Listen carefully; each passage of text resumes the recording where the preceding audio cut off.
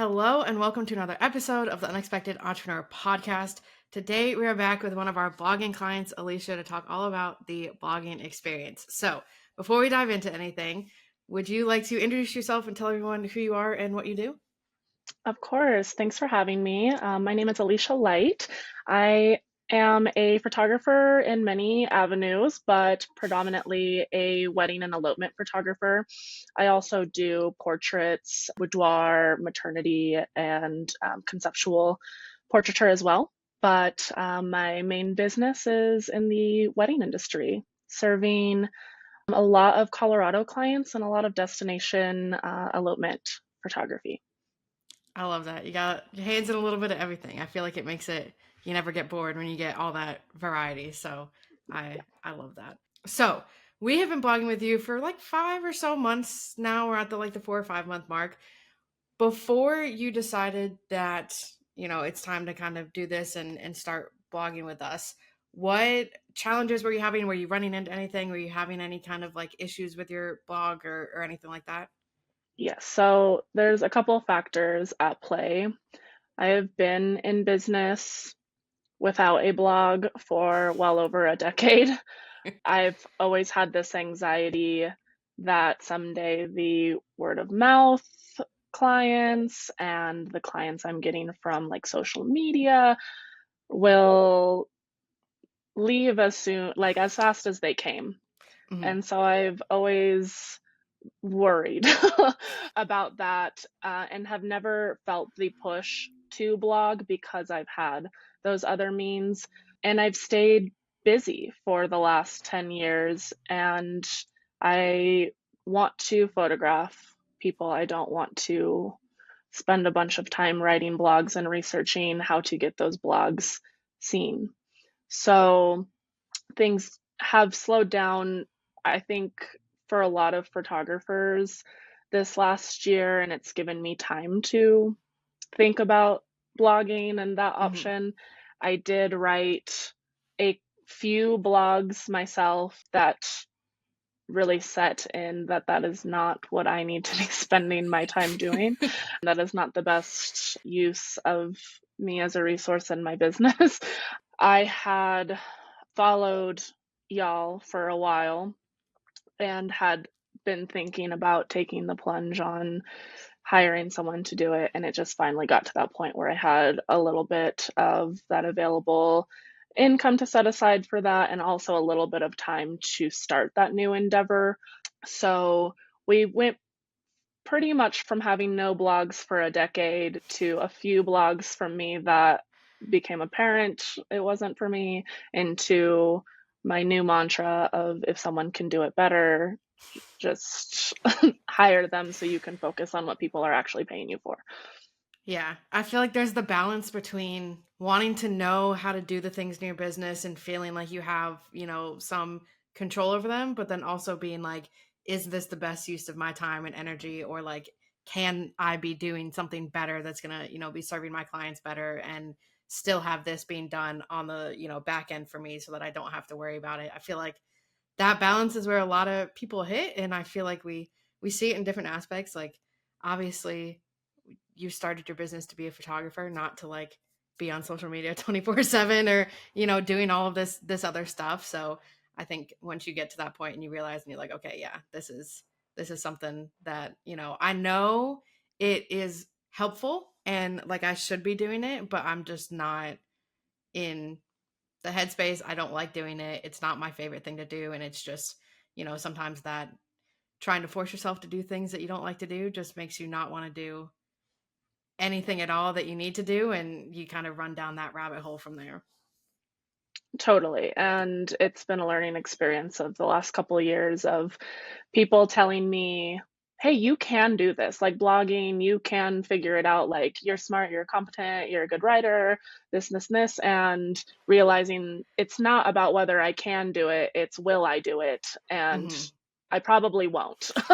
I probably will find a different way to spend my time, or I will find a way to avoid this if it's not something that I'm overtly passionate about. So in that case, get over that I could do it myself and just hand it over. Yeah, Yeah, and that kind of balance of, like you said, where, everything's been, referrals or social media or stuff like that. And I feel like there is this kind of sense of like, okay, this is great and it's working right now, but like, what if it stops? Or like, what if Instagram keeps going down? Or like, what if all of this goes away or this platform disappears? Like, all of a sudden, that like security that you're like, okay, I have this because I'm getting it from like all of these places that I don't actually own, and I have no control over what happens or the algorithms or where my stuff gets shown, or whether it's up or not, to let me do something where like this is on my website, like this is controlled by me.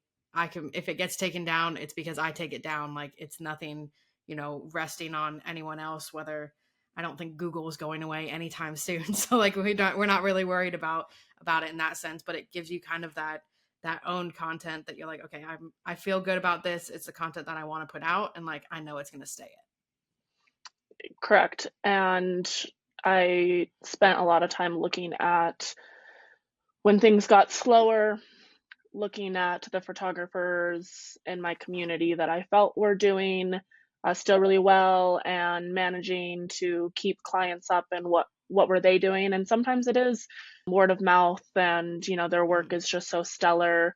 But a lot of what I found is that it is blogging and exposure and SEO, and them just being exposed on Google. And if I'm going to try and mimic that level of success, like I need to explore that avenue as well, which I've done a really great job of not doing for the entirety of my career. But it's something that I want to achieve. I want to be found on Google so that I can have more inquiries, so I can have, more tuned in clients, and clients that Mhm. are not just, hiring me because I'm the easiest option. I want clients that you said, like, I have control over the content that they're seeing and the exposure that they're getting, and clients that relate to my brand. Yeah, those like ideal clients where like you see them come through and you're like, I'm excited for this. Like this is gonna be fun. This is gonna be good. And that I think too sometimes it's a little hard because like we can totally acknowledge that like SEO is very long term. Anything that you're doing with it isn't gonna instantly hit. Like you'd get an instant hit from like an Instagram post or something. And it's that kind of balance of like recognizing that it is going to work in the long term, and the people that are seeing success are people that have been doing it for a while and like building it up, and kind of balancing that, the expectations of like, okay, it's not going to happen instantaneously, it's not going to be like tomorrow all of a sudden I'm ranking on page 1 for everything, but that like constant growth is going to give me something that's more stable than something on social media where I can post it and like maybe in a week no one's ever going to see that post again, but you have blog posts from 5-6 months ago that are still pulling in traffic today, and that kind of slow build to being visible and having that spot on Google, and being you know in those search results for your dream clients looking for the exact thing that you're doing is just invaluable. Absolutely. And beyond SEO and showing up on Google, just like with posting on Instagram, where I don't know that my posts are generating like a ton of clients when I post on Instagram, but it's something that builds confidence in a client to go to my Instagram seeing that I'm regularly posted, even if they are already my client. And Hmm. same with blogging, the more references and resources that I have to even my current available clients, and building trust in them of like, hey, you want to get married at this spot? I wrote this whole blog post on that for all the details, and kind of affirming the clients that I already have from other sources as well. Yeah, it's definitely that. It doesn't just pull people in. It's a great addition to any like client experience because you can, like you said, you'd be like, here's the venues, or like you want to do engagement photos, like here's the best places that I love taking engagement photos for, this type of thing or this type of thing or whatever it might be. It's those resources that don't take a lot of your time away because it's already done. So you're not feeling like you're writing out 100 emails a day saying the same exact thing. But then you're also like you said, instilling that confidence and that trust and being like, okay, like no, we're gonna be taken care of. Everything's gonna go smooth. Like we feel good about this, and that in turn is gonna give you those better chances for referrals when people have really great experiences. They want to talk about it and they want to share it with other people who are in similar spots with you. So I think, yeah, looking at it as just, getting people to your website is great. And, that's a part of it, but also the client experience and, working with people that you're currently working with or retaining people to do, to come back and do more sessions or anything like that in the future. Like that plays a big part in it as well. And like you can really kind of draw on that too. Absolutely. So, since we've started blogging, have you kind of seen anything? How have the posts been working for you, or what are you kind of feeling with the content that's been uploaded so far? Yeah. So currently, I'm not getting like an influx of people seeing them. I am also in in a really busy state where I'm hoping to use them as social media posts Hmm. more, which I haven't been doing. So they have just been there without me pushing them.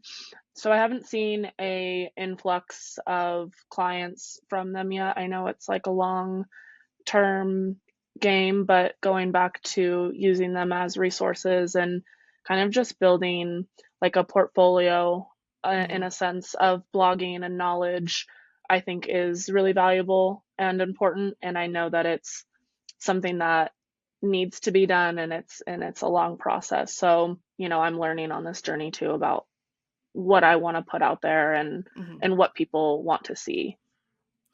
And I think too, being able to reuse them on other platforms, like we do it all the time with like any of our kind of longer content, whether it's blog posts or podcast or whatever it is, but having something where you can take it and like take bits and pieces of it, put it on your social media, talk about it there, have that education on that side too, I think is really valuable and sometimes a little underused because that's you're going to have different audiences in every touch point that you're seeing. So reusing it, giving people that information, giving people who might not be searching the things on Google, but are following you or, are looking for specific things. Every platform has their own like search results. And, there's a lot of different pieces to it. And I think taking these individual parts and using them different places, it not only gets the word out more and gives you kind of that greater reach, which then you can, push people back to your website and they can look at your portfolio and all of that stuff. But it also just makes doing your own content a little easier because it is Hmm. like it's ideas that are there. You don't have to sit there and be like, okay, what am I going to talk about today? You're like, okay, let me just pull this piece out of the blog and talk about this, have some photos of it, and there it is. And like it's good content, it's content that's helping people, it's educational, it's showing off your work, but you don't feel like you're spending 6 hours trying to come up with this single idea for an Instagram post. Totally. So far, has there been any part that is either your favorite or anything that's kind of surprised you throughout this process? I think that the idea of I have the information and the content, and I can almost like online, like word vomit that out to y'all where it doesn't have Hmm. to sound cute or nice or anything, where I can just be like, here's the information and these are the facts. And then y'all can create something that's easy to read. Like the thing that takes the time is like putting things eloquently and Hmm. writing that in a format that is readable. And also like formatting is not something that I'm good at, or that I can, really take the time on right now. And so I have this information. I know that this information is valuable. I want to give it to my clients. I've worked really long and hard for this information. I don't want to Hmm. work really long and hard to like put it in like a neat box, and having y'all facilitate that from me to my reader in such a simple way has been nice. It's not like I'm writing a blog and then you're writing it with like better SEO. It's like Yeah. I'm just giving you the facts and y'all are writing a blog about it. Yeah. That just like stream of consciousness brain dump onto like, here's the most important pieces, or here's, the things that I found, or things that people might not know, or things that, you might not find on online of like secret things to do, or, the best things at this venue or whatever it might be.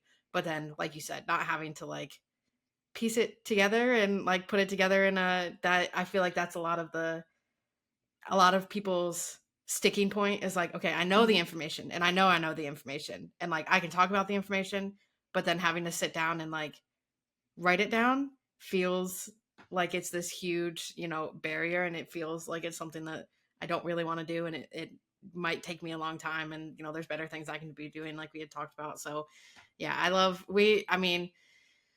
we love being able to take all the like little pieces of like insider knowledge and like hidden things and things that you've picked up through your experience and all of that, and just kind of build it out and expand from there. And I think having that side of it and your side of it and like any details, like that's what really makes the difference between just writing facts that are anybody can look up Sure. versus like here's real personal experiences and like things that you're going to run into, things you're going to see, things that I would suggest doing. And I think that really makes the big difference in the overall content of the post and like how relatable it is, and how much it truly helps people. So we love we love being able to read through it and like all the like hidden, I don't know, sometimes there's just like there's some great things that happen throughout like the wedding days or like at these different places. So like being able to like see it and like see the photos and write about it is always so much fun. Yeah. So one final question for you. How confident do you feel in kind of your blog and blogging now after having done this for a couple of months? Sure. I feel more confident. I think that there's still a lot of work to do and a lot of catching up to do since I have been in business so long, and there's a lot to tackle in Colorado, and with Hmm. weddings and elopements, it's very expansive. And while I do feel more confident, I am very aware that there's a ton more work to do, and it is going to be an ongoing process.